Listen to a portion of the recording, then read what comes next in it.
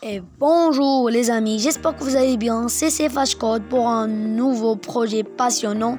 Vous étiez nombreux dans ma dernière vidéo à me demander que je parle de la diode LED.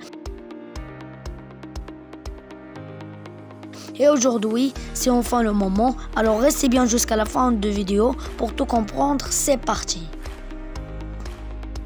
Pour les gens qui ne savent pas, la LED est un composant essentiel qui transforme l'énergie électrique en énergie lumineuse. Elle se compose de deux bornes, l'anode plus, qui est la patte longue, et la cathode moins, la patte courte. Grâce à sa faible consommation d'énergie et sa longue durée de vie, elle est largement utilisée dans l'électronique et l'éclairage.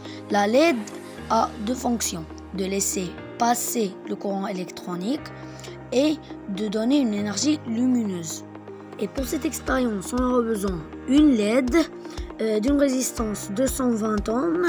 La résistance, pour les gens qui ne savent pas, il joue le rôle essentiel dans le circuit électrique. Elle réduit l'électricité pour ajuster l'énergie de voltage. Par exemple, si on veut allumer une LED avec une batterie de 9 volts, alors que la LED a une nécessité de 1,5 volts.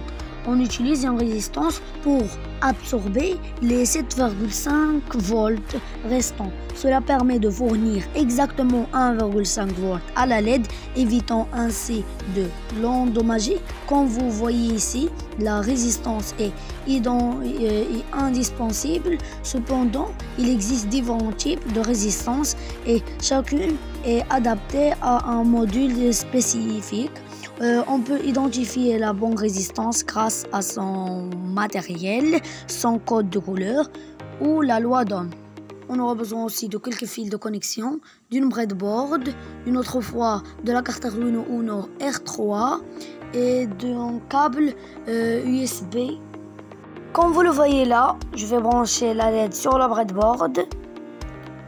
Et on va prendre le côté de la cathode et on va le brancher avec la résistance. Je vais utiliser une résistance de 120 ohms.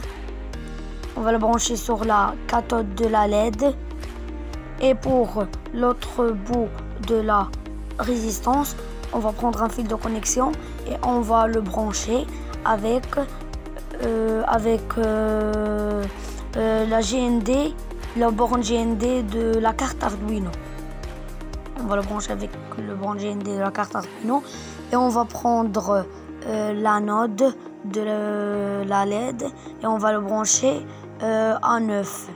On peut changer 9 par un autre nombre, une entrée ou une sortie. Ça dépend du code qu'on a utilisé.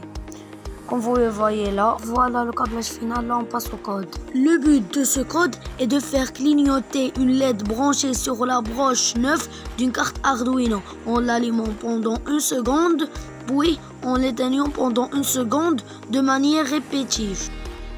Commençons le code. Voie de setup. Partie du code qui s'exécute une fois au démarrage. Pin mode 9 output. Prépare la broche 9 pour envoyer des signaux à la LED. Voie de loop. Partie qui s'exécute en boucle. Digital write 9 high. Cela veut dire allume la LED. Delay 1000.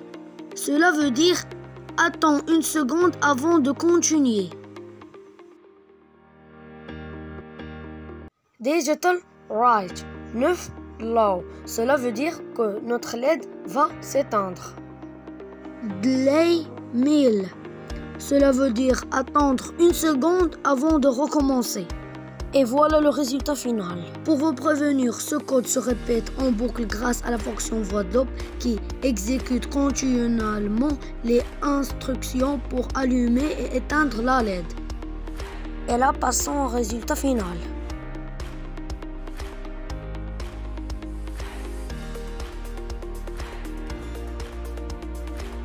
Comme vous voyez là, la LED s'allume pendant 1 seconde et s'éteint pendant 1 seconde grâce à la fonction voie de loop et tout ça c'est grâce au code. On va s'arrêter ici pour cette vidéo. J'espère que vous avez apprécié cette expérience et que vous allez la tester. N'oubliez pas de me dire dans les commentaires quel est le prochain module que vous voudriez-vous voir. N'oubliez pas de liker, de s'abonner, d'activer la cloche de notification, de partager avec vos amis. C'était CFH Code. Au revoir.